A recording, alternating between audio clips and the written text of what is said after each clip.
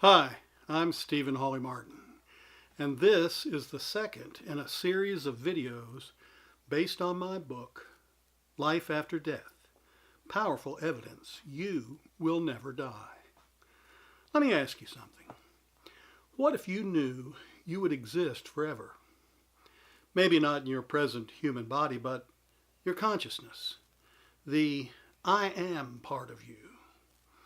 Perhaps in other dimensions after the death of this body, or that you might be born again in this dimension with a new body. Would it change your outlook? Would you do anything differently? Would it make you happy, sad, uneasy? Would it cause you to want to work on yourself to become someone you would not mind being and being with forever? Powerful evidence is presented in this book that you indeed are eternal. In part one of this video series, I cited some of the reasons. In the description below this video, there's a link to the page on Amazon where you can get it. It boils down to this. Scientists, in particular quantum physicists, are now beginning to realize what mystics have known all along. The ground of being of the world we live in, this physical reality, is consciousness. Everything comes from it, including you and me. For thousands of years, a few people in each generation have known this, but they've kept it to themselves for various reasons. Not so very long ago, people who knew the mysteries of the universe and creation were called Gnostics. And you know what? They were burned at the stake. More recently, they didn't want others to know because they knew others might use and abuse the knowledge to the enlightened person's detriment.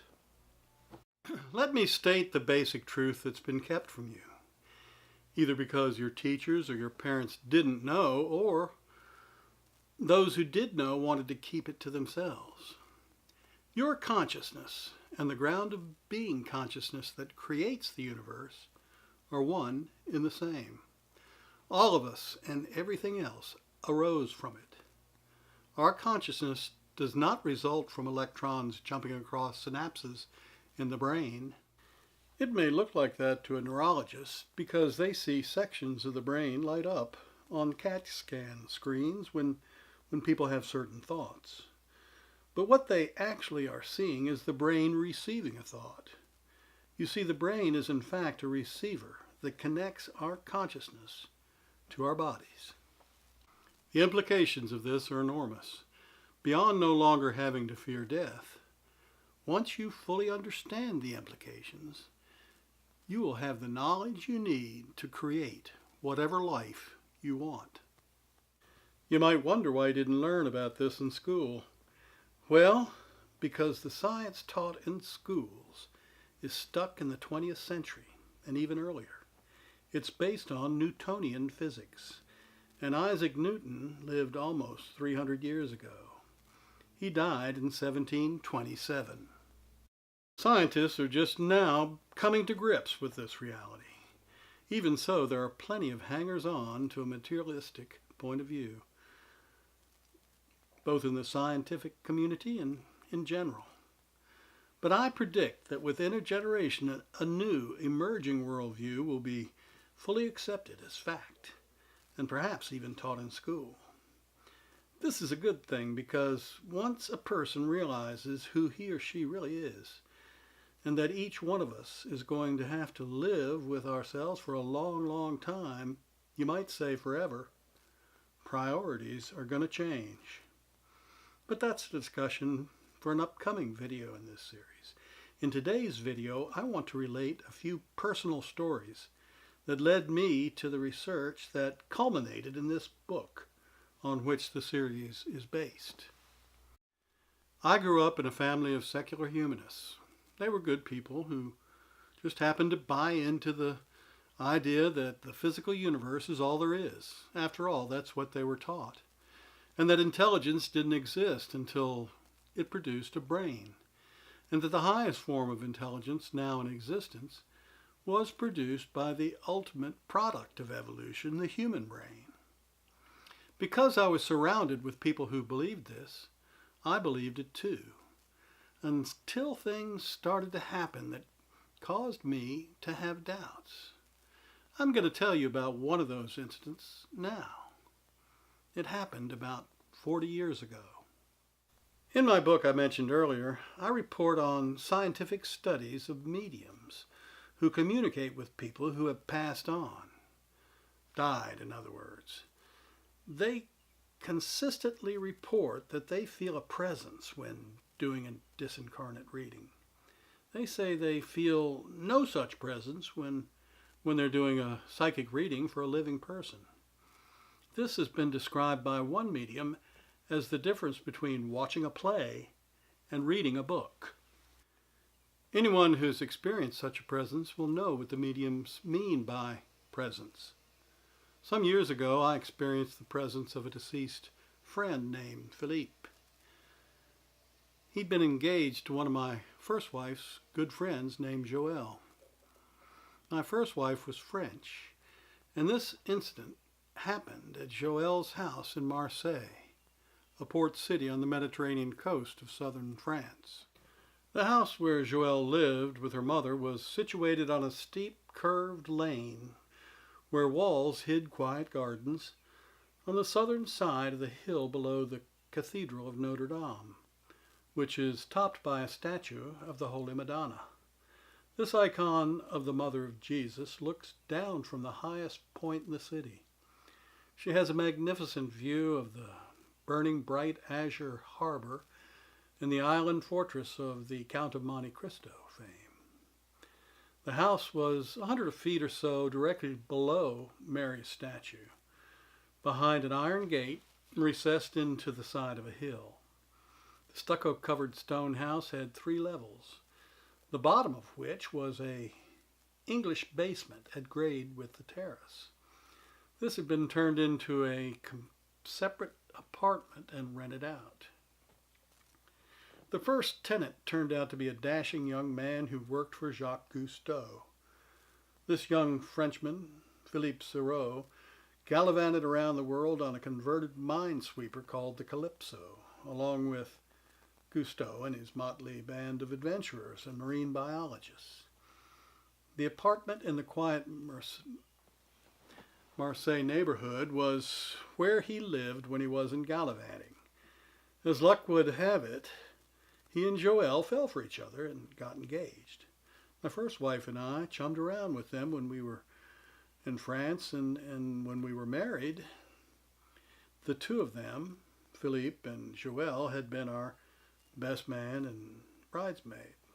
That had been a happy time, but times had become sad, and the mood was somber when we arrived at the house in Marseille that year. Only a few months prior, the dashing young man, Philippe, had died a tragic death. Philippe had been possessed with a fascination with death. He sincerely believed that it did not represent the end. Rather, he thought, we enter another dimension, that we cross over into what I now realize is the mental world of spirit, that in many ways mirrors the physical side of reality. Looking back with the perspective that time and increased knowledge give, I believe this preoccupation, this burning curiosity, may have led him to harbor an unconscious death wish. I can recall vividly how he would barrel down a narrow Marseille city street on a 750cc Triumph motorcycle at 100 miles an hour. He did this once with me hanging on the back. You cannot imagine the sheer terror that I felt at the time. He also flew small planes. Once he took a Piper Cub to Corsica across open water at night with no instruments. Skydiving was another hobby, and deep-sea diving was part of his job. You can still catch sight of Philippe on television in reruns of the undersea world of Jacques Cousteau. I've seen him playing Ring Around the Rosie with a bunch of sharks. In the year or two leading up to our visit to Marseille that year, Philippe had fallen into despair. His death was thought to have been a suicide. Several things had gone wrong for him. First, by that time in the mid-1970s, Cousteau and the Calypso were no longer taking voyages to exotic locations. Replacing a job as a seafaring adventurer is not easy. But he needed to work, and he took a position as a captain of a boat that tended offshore oil rigs in the North Sea. The result was that he was bored to death, perhaps almost literally. Second, his romance with Joelle was on the rocks. From what I could determine, they'd broken up after a couple of silly arguments. She was still mad about him, but was playing a game some people play, hard to get. She refused to see him no matter how he tried. Who knows what else had gone wrong? Other factors may have come into play I don't know about. But the bottom line was he was found dead one day in his cabin at sea. On several occasions, Philippe had told his friends that he would communicate with them after he died, if it were possible. This idea occurred to me as I paid the cab driver after we came from the airport and collected our luggage. Joelle was all aflutter when we arrived. She was bursting to unload a lot of pent-up stuff on my wife. For starters, her wristwatch had stopped when his funeral had begun and had not resumed until the moment the funeral ended. I didn't see this actually proved anything, but it did make me wonder. Anyway, I didn't have much opportunity to think because Joelle was jabbering on about black cats and bumps in the night. We all had a late dinner that evening, and I decided to turn in. My head was starting to ache from trying to keep up with the conversation, which was in French. It looked as though Joelle and my wife were going to stay up all night talking, so I decided that I'd put our daughter Sophie to bed and then turn in myself. Sophie was in another room playing with her dolls. We said goodnight to her mom and Joelle and went down a dark circular staircase and walked hand in hand along a hall and through a dimly lit storage room. As in past years, we were sleeping in Philippe's old apartment. My hand closed around the doorknob and I pushed the door open. Nothing had changed. Every piece of furniture, every wall hanging, every knick-knack was just as he'd left it. The most bizarre sensation came over me. I felt Philippe was there in the room, present among his belongings. The Indian throw on the bed, the primitive masks and spears on the walls, little statues and knickknacks from all over the world, including deities and fertility gods. His presence was palpable, and it grew more so each second, seeming to close in on me, as if he'd moved close to examine my face. I could almost feel his breath.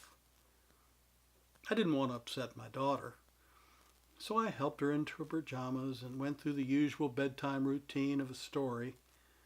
At last I put her down in a child's bed which had been positioned at the foot of Philippe's, and I turned out the lights, except one by the bed I'd used to read by, and I crawled under the covers. All was silent. I opened a book, but I couldn't concentrate. Philippe's presence was strong, particularly when I looked at the primitive wall hanging of a sunburst. The hand-woven image reminded me of the rising sun of Japan. My eyes were drawn to the center until the circle filled my vision. Then what seemed a disembodied voice said, "Don't think about ghosts. It doesn't do any good to think about ghosts." It was my daughter, Sophie. I thought she was asleep, but along with every hair on my body, she was sitting up. I had no idea she even knew about ghosts or what a ghost was supposed to be, but I never had talked to her about them. At that point in my life, I wasn't even sure they existed. I was still a materialist, not having come to the conclusion the world was a lot different than I'd thought. In retrospect, I should have asked, "Why do you say that, Sophie?" But I wasn't thinking clearly. I said, "You're right. It doesn't do any good to think about ghosts." And she lay down, and I didn't hear from her again that night. What do you suppose caused her to sit up and make that rather interesting observation? I have to wonder if Philippe wasn't fulfilling his promise and communicating with me through my 3-year-old daughter's half-asleep mind. Anyhow, the sense of his presence was undeniable, and it causes me to give credence to reports by psychics of feeling a presence during a chat with the disincarnate.